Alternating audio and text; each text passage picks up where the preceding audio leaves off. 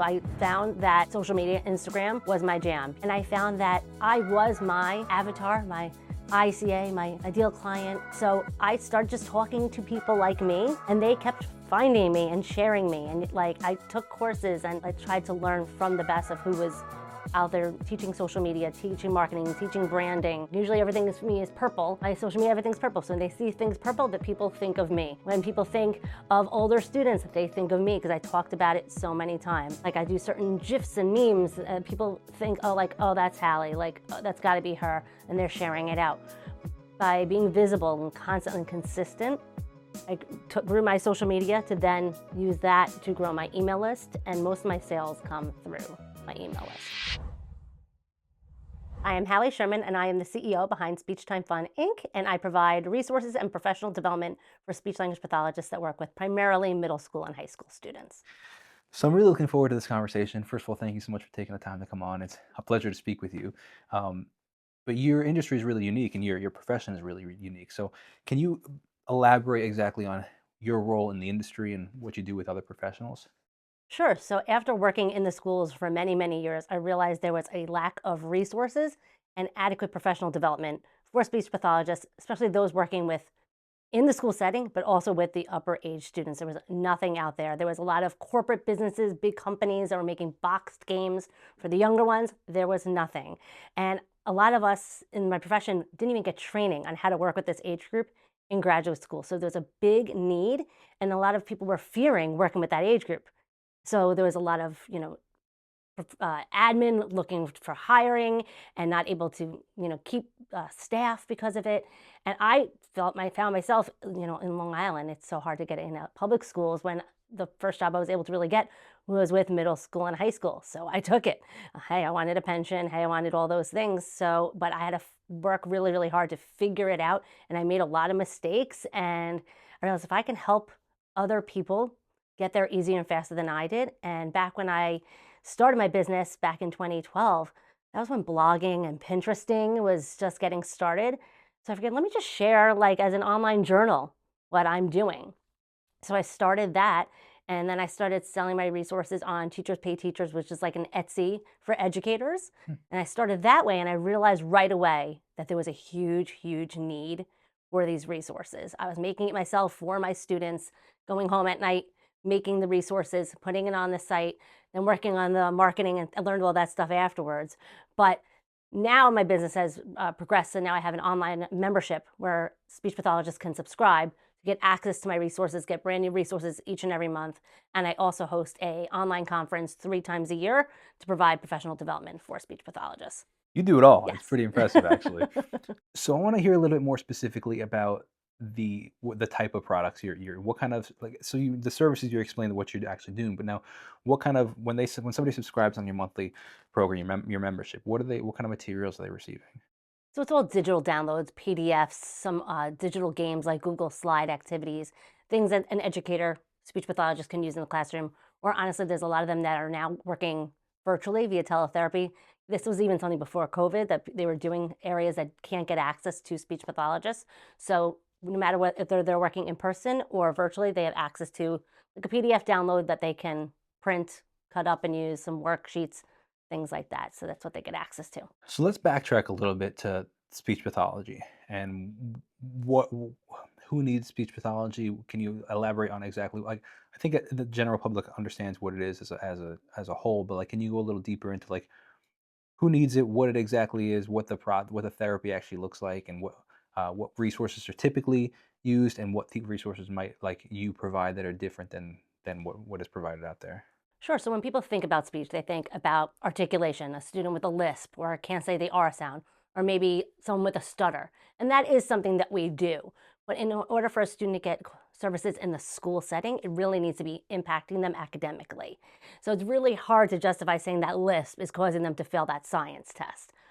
But we're called speech language pathologists, and that is because it's the speech and the language aspect. So it's a lot of vocabulary, grammar, sentence structure, memory, comprehension, and all those things are really important for education, especially reading. Mm. In order to be an adequate reader, students need to have decoding skills, phonological awareness skills, but they also need language comprehension, which is vocabulary, grammar, all those things, and that is our domain. So a lot of times when students are struggling and having a language, like a learning disability, a lot of times those students are also getting speech services and needing something.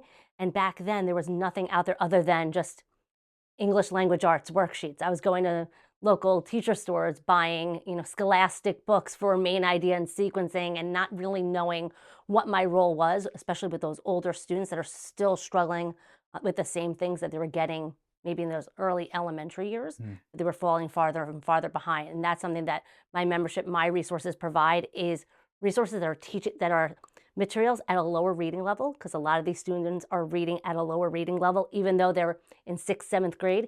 They might still be reading at a 2nd, 3rd grade reading level, but they would be embarrassed if you gave them a 2nd, 3rd grade activity. But it also teaches the speech pathologist how to teach it. It incorporates graphic organizers and the different strategies to teach the skills versus just practicing the skills. What I find interesting about it is not only the industry of speech pathology or speech learn language pathology, um, which is interesting in its own fact, but just the fact that there is a business for for everything out there. And I think that that's part of the benefit of this podcast, is hearing all the individual stories and hearing the uniqueness of each story. And there's a phrase that's, a little cliche and a little like roll your eyes, but the phrase is like the riches are in the niches, right? And whatever, like, it kind of makes my skin curl a little bit, but like the point, but It's true. it's true in the sense of like, there is a niche for everything and anything, and if you have a passion or something you love, or you find a hole in what's being provided, and like, mother is the invention of all necessity is the mother of all invention, you know, where there was a need and you invented this program and these services, and maybe, I don't know if you're the only one doing it or the more, but you saw the need and people are obviously needing it so much so that, I don't know if you mentioned this in the actual interview or we were just speaking beforehand, that you left your full-time pension job to do this instead. Yes, I So did. there's enough of a need to leave a school teacher job to do this. I got to the point where I was making more on my side business than I was in the schools, and something had to give. And I was able to reach more students and more speech pathologists. Mm. Versus the 60 students on my caseload, now I'm able to reach hundreds of thousands of students each and every year that are utilizing my resources. Where did your interest in SLP come from? I knew I always wanted to work with children, so I went to college. I thought maybe psychology, I thought maybe teaching, I didn't know. And then I learned about speech pathology, and I was never like a great student. I was an average B student without trying, and I just loved the science and the critical thinking, and I just fell in love with making a difference, working one-on-one, small group, that every year was different, that I didn't have a curriculum Mm. that I was given. I was able to have a little bit more freedom, and I could be that fun teacher, and I love that. So Yeah. When you say the science, what is the science behind it? there's a lot of like anatomy and physiology. In school, I had to learn about like the lungs and the neural motor structures, and it was a lot of anatomy and physiology and physics. So that I guess that piggybacks into my next question, is what causes these things that would need somebody to need your services or the services of an SLP? There's many things. There could be some neurological disabilities, or it could be just a language disorder, a late talker. There could be so many different reasons. There's Mm. no one true cause or need. That said, there are more and more students needing the services and falling farther behind because of, we see that there's students really struggling with reading in America, and students are falling farther behind in school, and there's only so many things that, schools can help with. So speech pathology is another avenue that parents and educators could look into to figure out if that's something that the students could benefit from. Why do you think that there is an increase in students falling behind? Even just from like when I was a kid, the curriculums are just much more challenging. Now? Yeah, like my children at home, like they're learning like algebra. I didn't do that until like middle school, high school. Like it just the demands are harder. Mm. Like even kindergarten is much more intense than it used to be, much more play. So the demands and expectations are a little different. I know in America they've been trying a lot of different reading approaches and programs. And first it was like more phonics based, then it was whole word. There was just a lot of changes in the reading programs across America. And now they're going back to more science of reading and learning that language is a piece and phonics is a piece, and they're finally going back, but students are falling behind. Do you think that students are reading less than ever before? Oh yeah, they're all on screens. Yeah, and I guess they're not reading on screens either. They're not, I it's not mean, like they they have could be, their but they're not. Kindle out, you Yeah, know. yeah, yeah, yeah. If anything, they're That is reading definitely the subtitles. yes, yes, Yeah, it's interesting. It's just an interesting world we're living in. I definitely. want to piggyback onto something you said earlier. I'm just really curious about teachers pay teachers, the Etsy of Mhm. teaching. I've never heard about that. I have a lot of teacher friends, and I've never heard about it. So can you just explain what it is and the process and how you made money from it? Like back when Pinterest was starting, I saw things and people were like, I saw teachers, like blogs, and it was leading me to this site called Teachers Pay Teachers. I'm like, well, I'm not a teacher. I can't sell on there. And then I was like, why not? Let me try. And luckily, I was an early adopter, and I was one of probably the first maybe 10 to 20 speech pathologists on the site. And that was before social media algorithms as well. So I got very, very lucky. And when there was not many choices, people found me, people discovered me, and I was something different because a lot of them were sharing resources for kindergarten, early elementary, and here I was selling something different. Mhm. Yeah, I got started that August 2012. Around that time, there was a teacher that was in the news for making like $1 million on the site, and it like in 2013, it like blew up, and more people started getting onto that site, and now there's millions of people selling on that site. So a lot of teachers are used to just buying. What is offered on the site? Like, so any It's teacher, digital download. It's not hard products or like but even nothing. still, like, like, third grade teacher, what are they buying on? I have to write a math test, or my students are struggling with multiplication. Let me find a multiplication game. I will search, find it, purchase it, print, and my lesson is Really? done. And now, okay, let's get into the semantics of it because I see this is the stuff that I love. I find it so Yeah. interesting, like that there's a whole Hmm. ecosystem of or marketplace of teachers buying and Hmm. selling teacher products. It's an avenue that was never available before until I think they started in what, 2010, 20. I think they just celebrated like a 20-year anniversary recently. But in the beginning, it was like I used to get checks in the mail from them. Now it's like Yeah, through like PayPal and things like that. But back then, just to get $200 in the mail, that was an extra $200 that can go towards my coffee. yeah. And it was just an amazing thing. And now teachers are having another avenue of income that they never been Mm, having before. that's That really they can just interesting. things that they're making for their own students, they can put up there and That's have really make interesting. money. Yeah. Yeah. What percent of your income do you think comes from teachers pay teachers at this point? At this point, not so many because I stopped promoting it on there. Oh, okay. Now it's So teachers pay when it teachers is when it like my was passive, like let people find. It's like a lead magnet for me when kind it of was thing. the height, what percent would you say it was? It was a lot. That's pretty interesting. So now why did you move away from teachers pay teachers into what They you're took a doing big now? cut, Mm, and I had no access to the customer. So it was very hard to, like, I couldn't get their email address, couldn't mm, resell them. It was hard to, for like, we all want like, long-time customer value, lifetime customer value. I couldn't increase that.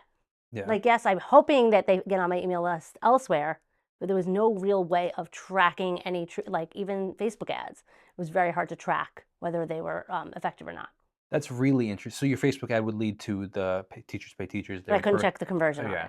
it. That's really interesting. So I don't know if people have said this, but just from the 15 minutes we've been speaking, that you were way more of a businesswoman than you even are a teacher. Like I don't know if most people would think because essentially what you're talking about Yeah, is a CRM, a yeah, customer relationship yeah, manager or yeah. whatever it's that last word of it.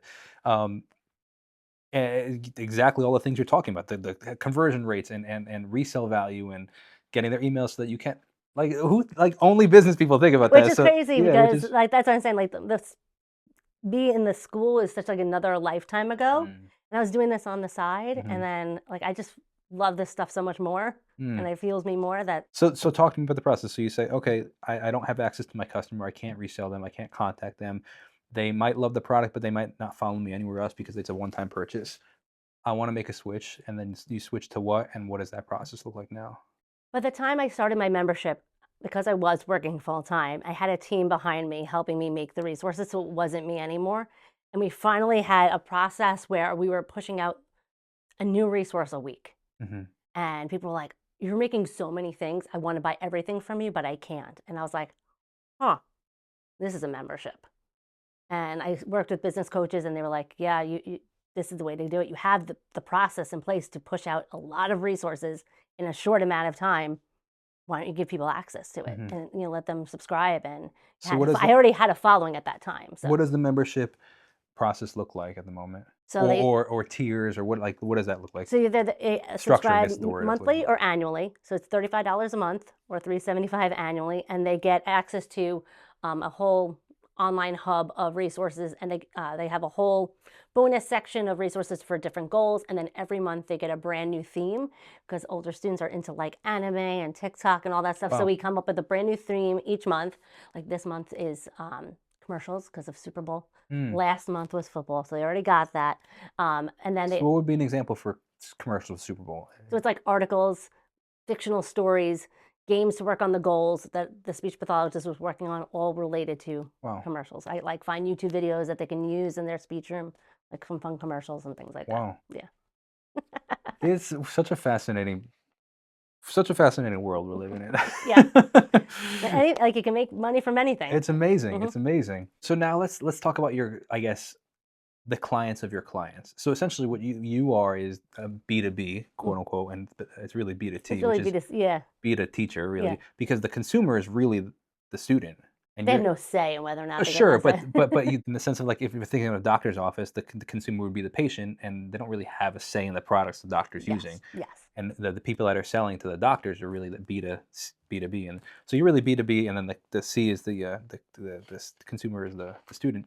So I'm curious though, what brings that C? Like what brings the student to speech SLP. So I guess speech pathology. When did the L come into SLP? Is it always It's been? always been there. We Okay. built just like for short, like Okay. a lot in the schools we're known as speech teachers, but yeah, just when they need it, when they've been evaluated and determined by the teachers that the service is warranted and necessary, then they go through the process. They have an IEP, and then they get the services. IEP is. Individualized education plan. So it's the legal document where the schools are required. Mm. So there's certain requirements. They have to have certain criteria in order to receive the services. You can't just like a parent can't just say, I want it. I want my kid to get speech. That they can always do that in a private setting because it's free. It has to have certain criteria. So it has to be significantly, below the norm in Mm. order to be getting the services. So let's talk growing your brand. Mhm. You started as a teacher, then you started just doing things online. And now it's become Mhm. quite the business.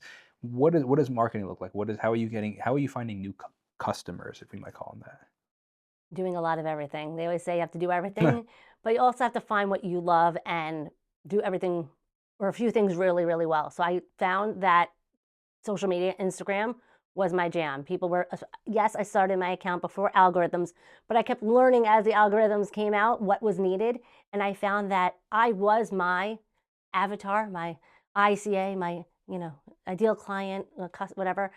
So I started just talking to people like me, Mm. and they kept finding me and sharing me. And like I took courses, and like I wasn't trying to just like make things up, but I tried to learn from the best of who was out there teaching social media, teaching marketing, teaching branding, and like everything. Although I'm not wearing it right now, like usually everything is for me is purple. My social media, everything's purple. So when they see things purple, that people think of me. Wow. When people think of older students, they think of me because I talked about it so many times. Like I try to have certain, like I do certain gifs and memes. People think, oh, like, oh, that's Hallie. Like, oh, that's got to be her, and they're sharing it out. By being visible and constant and consistent, I grew my social media to then use that to grow my email list, and most of my sales come through my email list So and would you word of say mouth. is social media your biggest lead generator, or is it word of mouth? Both. I think the word of mouth will get people just direct to buy. I definitely see like through like my CRM, like that some people just buy and they have never even heard of me. That's word of mouth. But I also have Facebook ads that I've been doing ads for probably So 5 to 10 years. talk to me about your Facebook ads. What does that look like? For many, many years, just been testing everything from under the sun. And I feel like we finally cracked what is working. And after testing many different lead magnets, we found the one lead magnet that, when we have software that tracks like the cookies or whatever, 30 days. So whoever downloads this one lead magnet will eventually buy my membership. Lead magnet as in like a So it's like a PDF PDF or download. So it's like a guide, like it's a cheat sheet. something. Interesting. So we like found something. It's an accommodations guide, something that the speech pathologist can give to the teachers or use for themselves. It's not a free sample. We tried those. Those don't work. Those get me the freebie seekers. Instead, finding something that they need, but it isn't getting the job done just yet, and they need more, will get them into my world. So, and then we also do ads direct to the membership as well. So people like when they're on Facebook, when they're on Instagram, they're seeing my face everywhere. So are the ads more of a sales tactic or a branding tactic?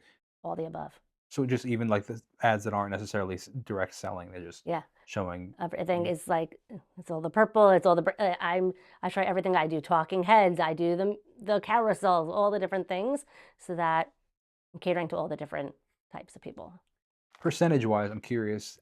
I just recently had a creative agency on, I guess was what they were technically called, and you talked about percentages of income to marketing. If you had to calculate rough numbers, what percent of your annual revenue or do you think you're spending on these ads? An eighth? Yeah, I'm pretty sure the guy said somewhere between, I think he said 3 to 8%. Yeah. So you're right, you're on the Yeah. top end of that. So And my business coaches keep yelling at me to spend more. then So well, is it work? It's working. it's working. So And finally, I'm getting to the point where I'm like, okay, I'm spending more, but I'm like, I'm getting there. so what's interesting though is if it's working, why not pour gasoline on the fire? Because that fear of like, you know, when you Tell me, see the explain it. bill coming in each and every Sure. month. But the income's higher than the bill? So because I have a membership, I have to lay out a little, because I look at my lifetime customer, not value, but like the churn rate and how long they end up staying. So they typically stay 8+ months. So I look to spend, like I might lay out 3 months for that 1 month in return. So I'm taking that risk up front to do that. Lay out 3 months and for the which. So like I'm paying $90 to get $30 back. But that $30 will Well, hopefully eventually, last. yes. And based on your. So yes, I should still spend, but like that fear of like, you know, What if I'm they laying don't it out. stay? Yeah. Yeah, it's interesting. I mean, but they have to stay 3 months for it to actually be Yes, profitable. yes. But your average is 8 months. Yes. So they really are staying Yes, pro. they are. I mean, I'm So gonna be the voice of your business coaches over here and say it I'm seems doing to be it working. slowly. I'm getting there, but I'm not doing drastic, you know, Sure. turning up the voltage yet. Sure. Yeah, it's interesting but I admire you because I think that so many people, especially businesses I've spoken to and just businesses in general, like even the mom and pop shops that I'm not interviewing, just I love talking and asking questions, and this is why this is really good for me. But but that being said, is they said, oh, I don't do ads. They didn't work. It's like, but they've tried once or twice, and it's like, and they don't work once or twice. You know how much money I've spent, and A even lot. little businesses ideas, and I've spent so much money for it to finally actually work. And it's really interesting that like you're saying, like you actually said the same exact thing. You've tried so many different iterations of freebies and this and that, and finally you found some sort of call to action that actually works, or lead magnet that works. And what helped for me was having those mentors and those coaches around to say like, it will work. You just have to do this. Like, it's not just you that it's not working right now. Like, this is normal. You have to go through these phases in order for you to see the success. I mean, one thing I just for the audience listening is that I like doing with ads is, and because I've been doing it for a while, businesses that are getting into it, they'll give me, hey, what do you think on this? I always say like run 3 to 5 up for like whatever you have. Say, hey, I'm filming one for my podcast, right? So hypothetically, like, hey, if you're a business owner and you're interested in coming on, blah blah blah blah blah. A lot of businesses would just do that and then run that ad. I'm like, film 3 or 4 different versions of saying 3 or 4 different the same thing in 3 or 4 different ways. Run all 5 of them. If you want to spend $100 a week, say $20 each for 5 days or whatever, and whichever's performing the best, then you let that one run. Put the rest of the money towards it. Especially now with like Andromeda, which is like the new ads met AI thingy. Again, I'm not an ads expert, but I do know that you have to have a lot of creative and a lot of copy, and they want like you changing it up every 2 weeks. It's like there's always new things to learn. So I'm constantly just adding more creative and copy to the channel. What does your social media content, like your organic content, look like? It's a lot of reels, a lot of carousels. I try to do at least one carousel or standing picture post and one reel a day. Good for you. Wow, at least. Great. But what does the content look like? It can range. So I have all the different pillars. So like the educational content, the storytelling content, the entertainment content, which is just that share, binge worthy, those viral videos, remixes kind of things. So yeah. Who are your business coaches? Because you're doing all the I've right. been using a lot of online business coaches since 2014. So So yeah. what is that talk to me about that process? Because all the things, like I've listened. This is again my industry that I just love business. I've been listening to podcasts and all these, and you're everything that all those guys say. You're just talking about here. So like you're doing exactly what they're all saying, and that is proven to work. Yeah. So, what does the coaching process look like? So honestly, like I didn't go to school for business. I went to school for speech pathology. I knew nothing Mhm. and I just saw the potential. And when seeing people doing what I wanted to do and asking them like, hey, how do you know what to do? And they're like, Mm. well, I invest in this coach. I signed up for that coach. I asked them, how'd you learn Instagram? Oh, I signed up for that person. And I made the investments early on and just whatever was my goal at the time. So when I wanted to learn Instagram, I learned that. When I wanted to learn Facebook ads, I hired that person. Now, when I want to learn evergreen funnels, I hired someone, whatever phase I'm up to is who I'm hiring. Have you ever hired a coach that was not worth the money? Yes. So how do you, with that in mind, how do you discern the ones that are? Like, what do you look for ones that you think are worthwhile and ones that are not? Because from my experience, I question a lot of these people. I'm like, hmm who are you? How hmm do I like? And a lot of them are so in your face, will make you money, hmm that it's like it's almost to me, it's a little off putting. Yeah. Like I look at reputation. So like speaking to people, like mm, who do I know that's worked with that person? And I also my current coach that I'm working with, people have been with him for years. It says something mhm. that people are loyal, people are coming back for more, that they feel the value and they stick around versus some other ones that they aren't talking about that one. Why? Yeah. So yes, and also there are a lot of business coaches out there that never had a business. Hmm. That to me is also a red flag. Like I want to know, like, yeah, anyone can teach it. I can teach it. I'm not like what can you do that is different and provide me? So I like to see the results that they've provided for other people, like to speak Mm. to people that have worked with that person, and really do my research because I've gotten scarred a few times. Sure, understandably. But it's kind of very similar to what you're saying about the ads. Like, if you had stopped at that one scar, you would have missed out on so many other opportunities. So it's kind of a story of resilience in the business industry. Exactly. Hey, we're all learning. Yeah, Hey, it's exactly. part of the business process. So of all the coaches and all the training you've done, all the courses you've taken, which one have you found most effective in your business? I mean, it's different phases. So my current phase, I'm in a coaching mastermind right now. So not only am I getting access to the coach who has a lot of, training and branding and marketing and all leadership, and I also get access to other businesses that are at the same level as me. Hmm. That we can bounce ideas off each other, that we are all bringing, it's not just the coach as a facilitator, but we're all bringing new up and coming ideas, what's working for our ads, what's working for our social media accounts, and we're all sharing and learning from each other as well.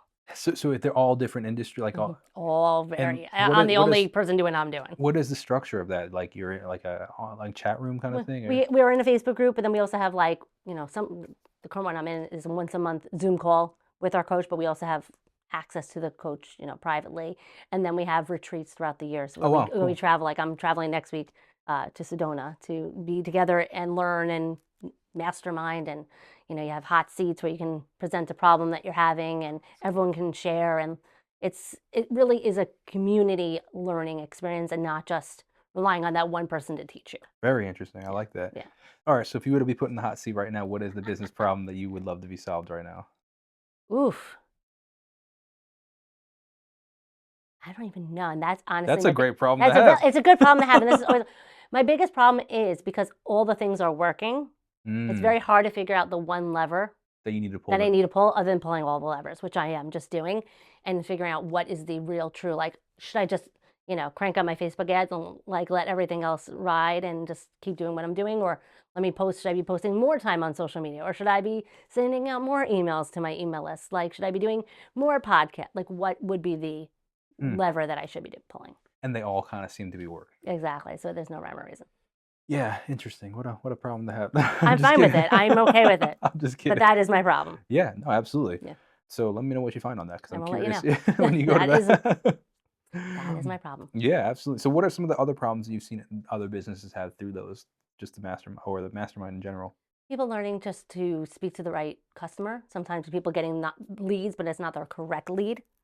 So they might be growing their email list, growing their Instagram following, but they're not the right Mm, buyer. I've seen people get a lot of freebie seekers, people go into their webinars but not converting. They're having a conversion problem once they get on the webinar. I've seen people having issues with Facebook ads that they're, spending a lot of money and it's not leading to whatever they want. mhm. There's just different needs currently. So what are some of the answers that they have for the people that have, like, for example, they're getting the wrong following? They're the So it's lead gen, I guess, incorrect lead generation, I That's when guess? it's like branding and messaging, and it's really talking to the right person. Like you said, the riches and the niches. You can't, if you're talking to everyone, you're talking to no one.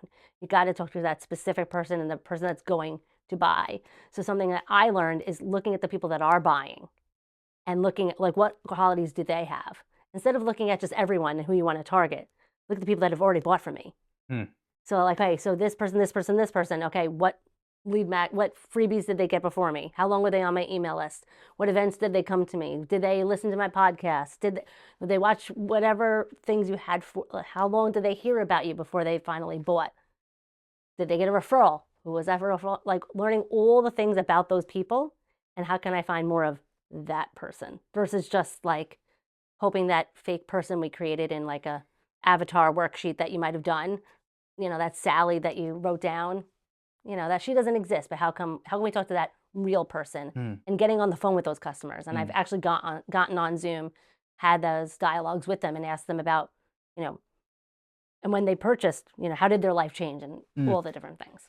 That's really, really interesting in the sense of like deconstructing your previous customers to find your future customers. And I think that a lot of businesses, even successful businesses, still work off that avatar of who they think they should be Hmm. selling to, not looking at who they have previously been selling to. Is a really great sales tactic. I'm Like gonna even if you steal have that one from. customer, Yeah, go to that one customer. yeah, Even if they didn't even buy anything, but they liked your product, go yeah. to them and ask them. No, I mean, that I'm gonna start utilizing that myself because, frankly, I've run ads in the past for something, and I wanted to start it again, running the ad, but I wasn't getting the clientele that I wanted. It was a different clientele. It was, I guess you could say, like, they didn't want to spend the money. They were kind of Hmm. looking for the freebie kind of Hmm. thing. But then there are people that were wanting to spend the money on the product, and it's interesting that, like, I'm gonna go back and see, okay, what How can you differentiates? target people that have spent money on other things that we'd be willing to spend Yeah. on this as well? I think that that is an incredible piece of advice that I think a lot of business owners would benefit from hearing is deconstructing their previous customers to find their new customers.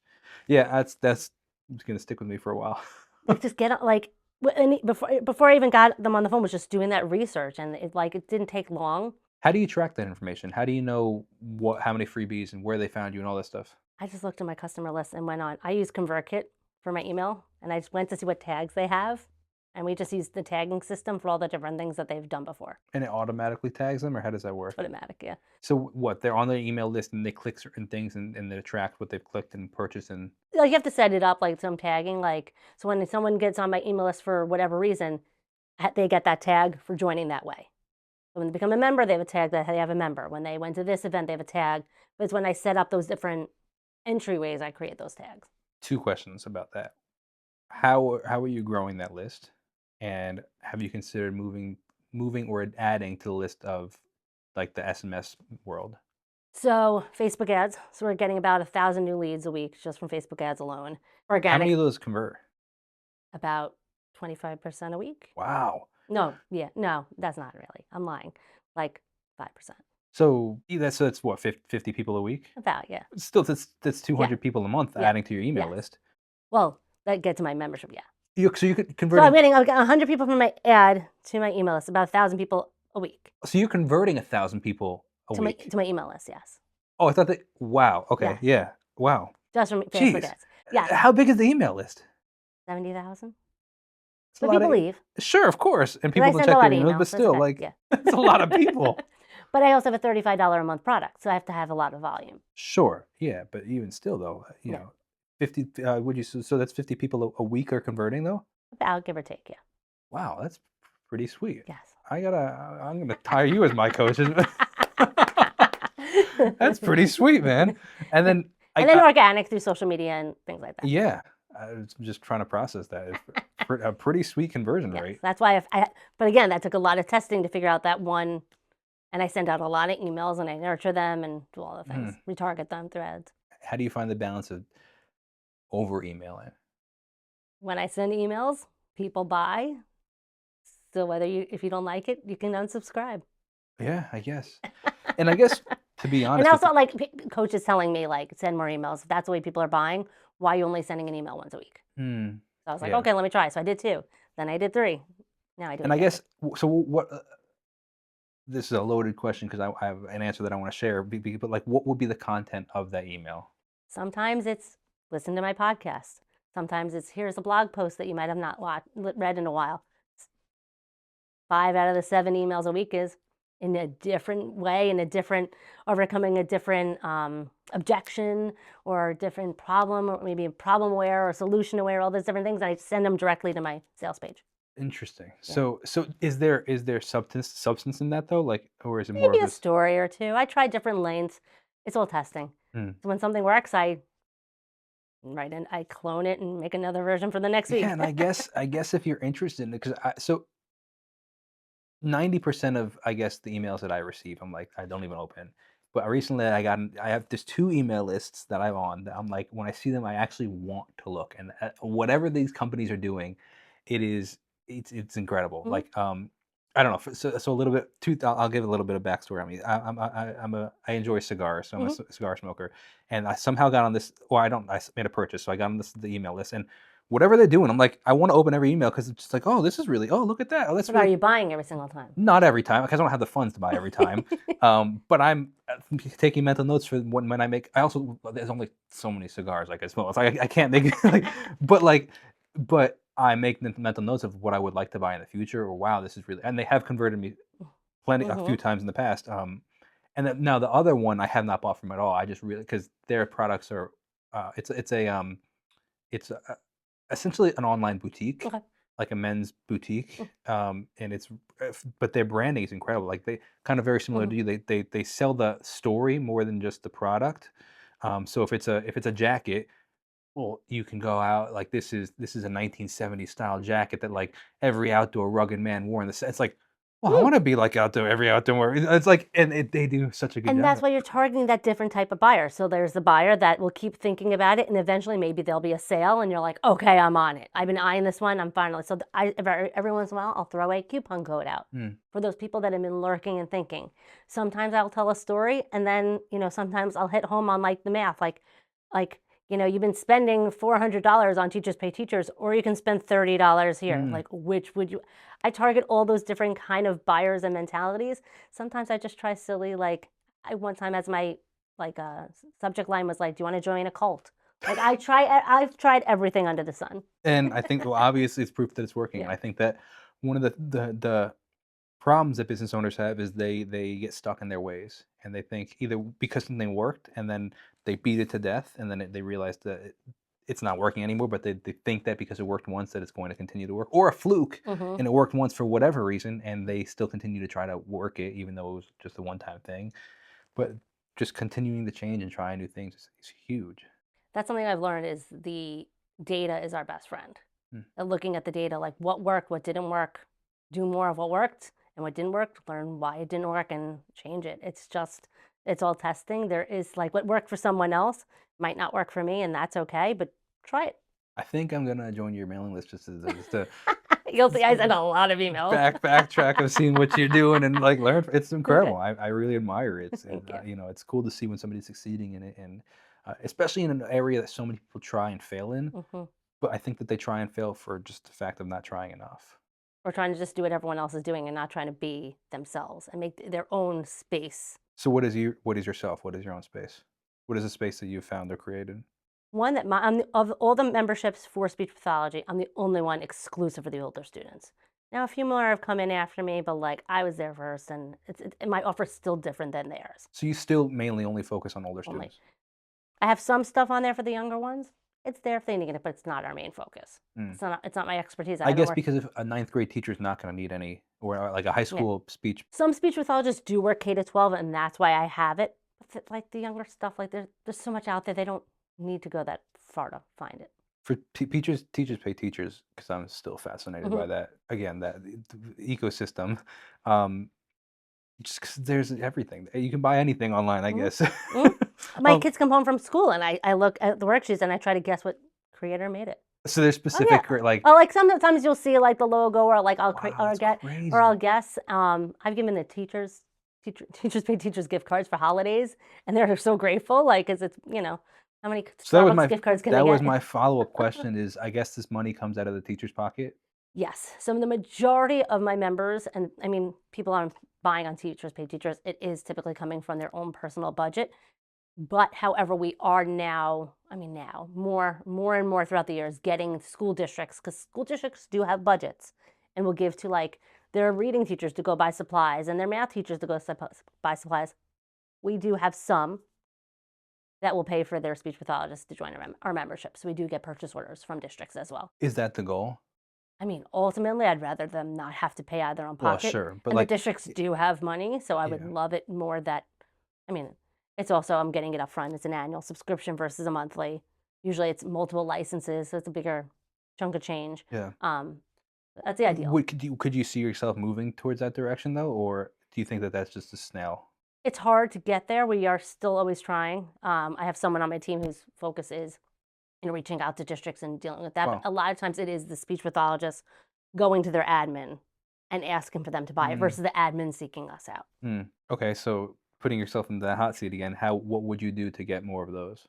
It's still just, we are still working on different ways to get the admin to see the value, messaging wise, how it'll help with the reading, help with smaller caseloads, staff retention. We're still Mm, working on some of the mm. messaging and getting them like free trials and things like that so they can get it to their staff so their staff nags them to pay for it. How many team members do you have? It's like 10 or so on my team now, All local or all virtual all or? virtual. And I'm the only full time employee. Okay. It's quite the remarkable business that you got going And on. it all started when I was working full time. Sure, yeah. I needed people behind the scenes. I was working. Oh, so you started with the team members or Oh yeah. employees I mean, before, a lot of them don't. I mean, we kind of swapped out roles and things afterwards, but but but my question though is that you brought people on before you left your other job, oh yeah. which is really interesting actually because it wasn't your full-time job at No. that point. So yeah, you just had to delegate out of necessity I of got to the time. point where I couldn't answer emails like from speech pathologists in their therapy rooms needing help. I'm working too. I can't help you. So I had people behind the scenes Wow, answering questions and things like very that. interesting. Yeah. So what do you see next in your business or in the industry? I wanna take over the world. No, I'm just kidding. I Oh, would is this the love, cult that you were I talking mean, the cult. I about? want every middle school and high school speech pathologist that's, hired by their district to have access to my membership. Like Very interesting. Yeah. that's the goal. So I feel like we're all tired of hearing the conversations, but I'm genuinely curious about how you think AI will affect your industry So like or the speech pathology world in general. so with all industries, if you can't beat it, like join it. So like we're using AI. Not to replace any of the things. We're still creating the resources. But we're using it as tools and things to make us more automated and more Hmm. efficient. So that like my team members can actually work smarter, not harder, and do the things that only they can do. I'm using it to analyze my Facebook ads and Wow. research what is being asked on Reddit for my industry and things like that. I'm utilizing all the tools, Hmm. but I don't think it's not going to replace. Like even I see speech pathologists and I've asked them, like even in Facebook groups, hey, what are you using for this age group? And people are like, oh, I go to ChatGPT and they write my things. And I've spoken to people that have were interested in my resources because I'm in the DMs chatting with my customers and I'm saying like, what have you tried before? And they're like, well, I'm currently using ChatGPT. I'm like, how's it going? They're like, it's taking so long What's taking long? to ask ChatGPT to write them an article, come up with a passage for their students, coming up with their activities. The actual AI is taking a long time, or it's taking a long time for the students to succeed? No, the speech pathologist is trying to use AI to create their lessons. Oh, it's the time Yeah, invested is it's easier to just go into mine and go search, mm, click print, and they're done. very because It's not saving them interesting. time. Yeah, yeah, It's yeah, saving yeah, them money, AI, yeah. but it's not saving them time. Very interesting because Some people are more savvy, but it's that still was my question. I was going to say, do you see your customer base going to AI and just but they some are are, already and they some aren't. are, some aren't. It's not worth it. Like, and there's only so many things that AI can produce. people can create a lot, are a little bit more creative, unless you know what things to enter into AI and have some variety to like prompt it. So let's speak your prompts in AI really briefly. You mentioned three really ones that I think are or two already that are interesting, but more concisely. So you mentioned like you have AI analyze your ads. You have AI, I don't know, something about Reddit. Like so give me a couple off the top of your head of things that you're doing, because I think a lot of business owners can benefit from them. Like, yeah, they're not in the speech pathology world, but like they can still analyze Reddit Mhm. in their industry. That's brilliant. So talk to me, and I'm curious which version of it. Like, are you using the agent mode? Are you using the deep research mode? Do you Both, use all the above. ChatGPT? Like, so I have a paid ChatGPT. yeah, I've been using Manus also as a new one. what is that? That's a paid one. It's like an agent. It's a separate, It's a separate product, and like, it's not like ChatGPT no, related. it's a Okay, separate product that has like like it's like a Chrome extension, and it like combs the internet. And it can make like webs. It can make products. It could be a whole thing. I've been still just learning about it. It's a crazy tool. Like you can ask like create a whole funnel analyzer from start to finish. Like it's a. I'm I still learning. I gotta, know. I I'm gotta. still learning. It's Manus. Manus, you get 500 credits for free to try it out. But ChatGPT, we've been using custom GPTs to help with customer service. So we trained it like we inputted all of our resources and some of my trainings, and it can answer questions. What's a custom GPT? Okay, so And wait, just for context, did you do your Chat GPT recap for the year? Did it offer that to you? no, So if I could. what, like, so you can ask it now, but Yeah, like, you know how Spotify does a yeah. Spotify recap? ChatGPT did one, and it said like, "Oh, do you want to know your information about you?" I was one of the I was the top 1% of users. I'm probably up there.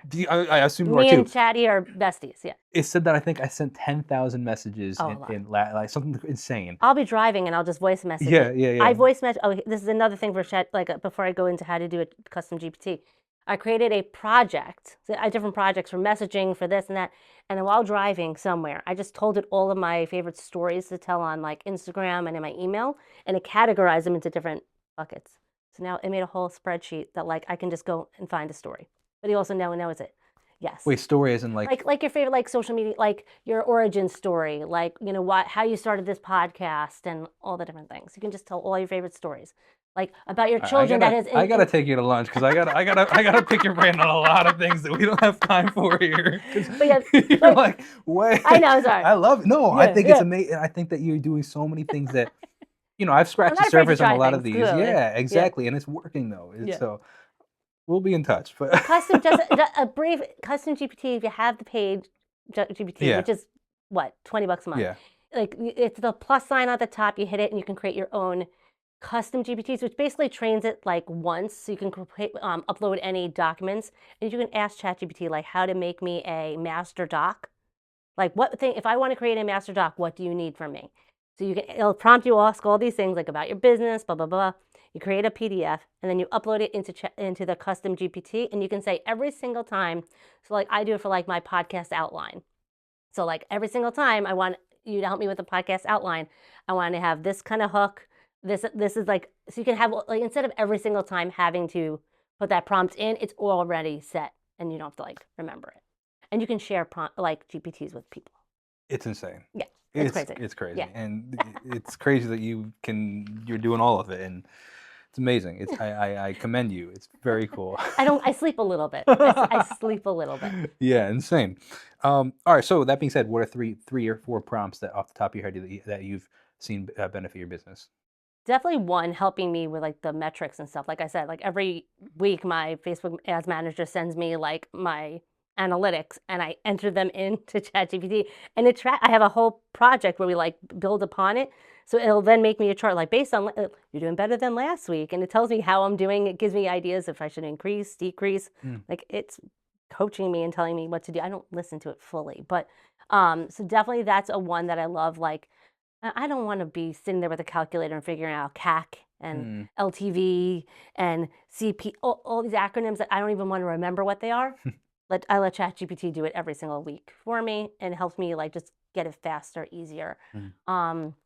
Even just like Zapier, like that's still AI, just connecting to different tools that wouldn't be connected automatically.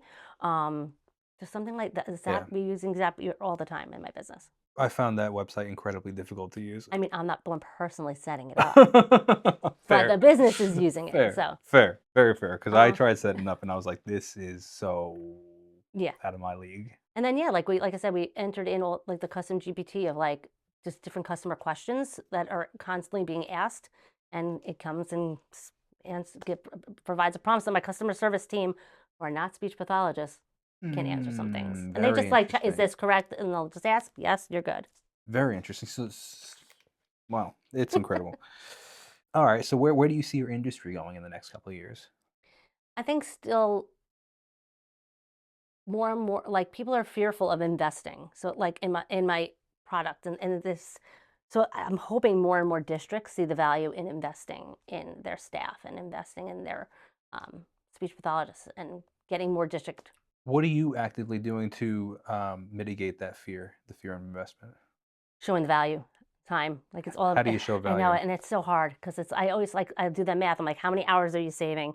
How much money have you spent on teachers, pay teachers, and then still had to go back there the next day and try to find more resources and um, even just students progress. We get data from my members every month. We get how many hours they saved, what the like wins that their students have had. We try to collect data and then we use that Hmm. to share on like social media, testimonials, things Well, like that. you have quite the business brain, but also just the business going for you, and I commend you for it. So I don't really don't I don't know what else to say because my brain's kind of rattling from all the things that I'm like, wow, I gotta check this out. I gotta check this out for myself. So frankly, There's a lot of things, there's a lot of things in this. but it Um, makes it. That's what is so exciting about having a business is it's never boring. that's what makes it exciting to hear about other people's business because you're always learning something new. Well, regardless, I really appreciate your time, and I think that I'm really excited to follow on your journey and see where you're going because you're doing some really incredible things. So I look forward to seeing if you at how do I say this at your journey of getting into every school out there and and affect not affecting but like blessing every student out there with What- their. I want to be the Taylor Swift of speech pathology. I love it. I love it. So it was a pleasure. Thank you Thank you so so much for much. your time. Thank you. Absolutely. Take care.